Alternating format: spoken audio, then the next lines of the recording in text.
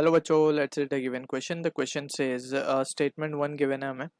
There can be no circular motion without centripetal force. Statement 2 given है centripetal force can be mechanical, electrical और magnetic force. Option 1 given है both statement 1 and statement 2 are correct. Option 2 given है both statement 1 and statement 2 are incorrect. Option 3 statement 1 is correct and statement 2 is incorrect. Option 4 statement 1 is incorrect and statement 2 is correct. So इस question का जो की concept है, that is the concept of dynamics of circular motion. Dynamics of circular motion. So basically dynamics में हम पढ़ते हैं the cause of motion, right? So हमें पता है कि for a body that is performing circular motion, इसके पास दो तरीके के एक्सेलरेशन होते हैं. If let suppose at any instant हम मान लें कि v वेलोसिटी है इसकी यहाँ पे and this velocity is increasing, so we will say कि tangential acceleration will be also acting in this direction, that is along the direction of velocity. And also we know कि there is another acceleration that has been acting on the particle, that is the centripetal acceleration या फिर radial acceleration that is along the radius towards the center. So यहाँ पे अगर हम बात करें a net की, so a net जो होता है that is mod of a net की अगर हम बात करें, so it will be under root of a c का स्क्वायर प्लस ए टी का स्क्वायर. ठीक है ना, हम देख सकते हैं यहाँ पे इस तरीके से इसका रिजल्टेंट आएगा कुछ यहाँ पे. ठीक है, तो फ्रॉम द सिचुएशन हम देख सकते हैं for a circular motion, not UCM. UCM की अगर हम बात करेंगे तो वहाँ पे ए टी जीरो होता है. अभी पहले हम यहाँ पे इसकी बात कर लेते हैं फॉर अ सर्कुलर मोशन. ठीक है, सर्कुलर मोशन में a c that is centripetal acceleration और एटी दोनों का होना जरूरी है. We are talking about non uniform circular motion. जब हम सर्कुलर मोशन बोल रहे हैं so it is non uniform circular motion. ठीक है, अगर सर्कुलर मोशन यूनिफॉर्म हो जाए, अब यहाँ पे also we need to understand about the formula जो हमने ऑलरेडी डिराइव किया हुआ है. एसी की जब हम बात करते हैं तो इट इज डी वी का mod upon D T, right. And अगर हम बात करेंगे for UCM circular, that is uniform circular motion, so for UCM mod of V क्या होता है, दैट इज मॉड्यूलस या फिर magnitude of velocity is constant. और अगर ये कांस्टेंट हो जाए तो हम देख सकते हैं कि एसी क्या हो जाएगा, एसी नहीं सॉरी ये एटी है, दैट इज टेंजेंशियल एक्सेलरेशन. ये क्या हो जाएगा हमारा, जीरो हो जाएगा. कांस्टेंट का डेरिवेटिव विल बी जीरो. सो सिर्फ एक ही एक्सेलरेशन एक्ट करेगा, सेंट्रीपिटल एक्सेलरेशन, राइट. अगर नॉन यूसीएम होगा तो ये तो बात हो गई यूसीएम की, ये फर्स्ट केस था हमारा. अगर हम बात करें non UCM, non uniform circular motion, so इसमें एसी भी एक्ट करेगा और एटी भी एक्ट करेगा. अब दोनों के फॉर्मूलेज हमें, एसी का तो हमने डिस्कस कर लिया. एसी क्या है हमारा, एसी का फॉर्मूला आता है वी स्क्वायर अपॉन आर, और एटी का हमने जैसे डिस्कस किया D mod of V upon D T. तो ये दोनों ही एक्सेलरेशन पे एक्ट कर रहे होंगे.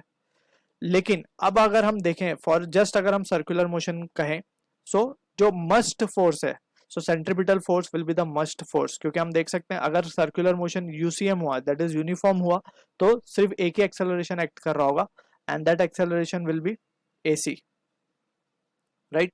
सो from this we can say for a circular motion must force is centripetal force. For circular motion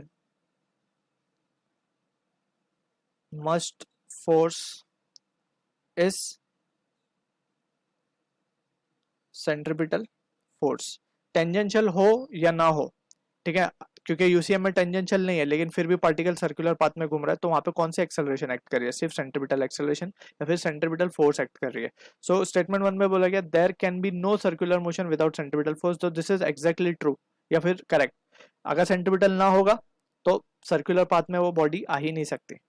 ठीक है, क्योंकि देख सकते हैं वेदर यूनिफॉर्म सर्कुलर मोशन हो या नॉन यूनिफॉर्म हो, सेंट्रीपिटल फोर्स दोनों में ही है. एसी यहाँ पे भी है और एसी यहाँ पे भी है. अब स्टेटमेंट 2 चेक कर लेते हैं. Centripetal force can be mechanical, electrical और मैग्नेटिक फोर्स. सो इसको देख लेते हैं. इसका बोलने का मतलब ये है क्वेश्चन का कि हमें पता है centripetal force is provided by different situations. Centripetal force जो है अलग अलग सिनेरियोज में अलग अलग चीजें प्रोवाइड करती हैं.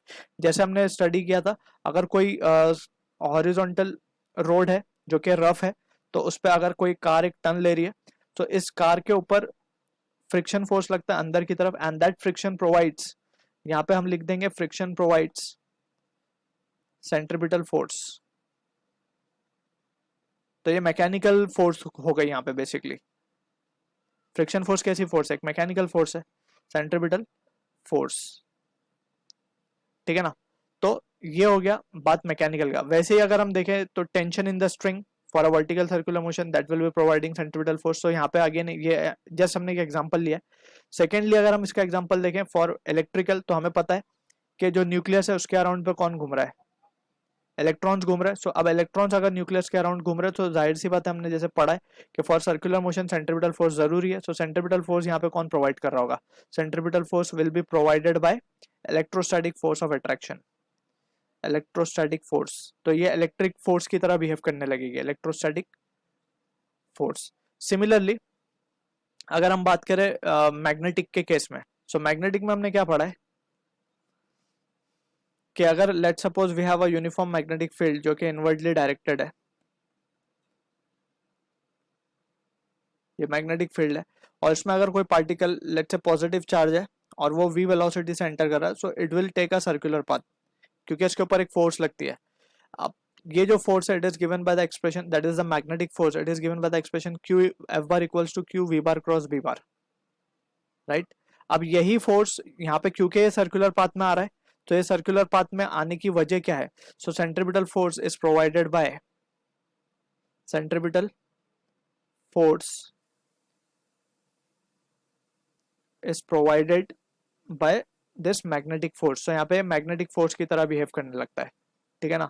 सो this is how we can say centripetal force can be mechanical or it can be electrical or it can be magnetic. बोलने का मतलब यह है कि यहाँ पे डिफरेंट सिचुएशंस में centripetal force is provided by different different factors. Like mechanical में हमने देखा फ्रिक्शन हो सकता है, टेंशन हो सकता है, ठीक है। इलेक्ट्रिकल में इलेक्ट्रोस्टैटिक फोर्स हो सकती है जो कि सेंट्रीपिटल फोर्स प्रोवाइड करे, मैग्नेटिक फोर्स मैग्नेटिक के केस में हो सकती है। सो ऑप्शन 1 जो होगा हमारा करेक्ट आंसर होगा for this question. I hope you understood the solution. All the best.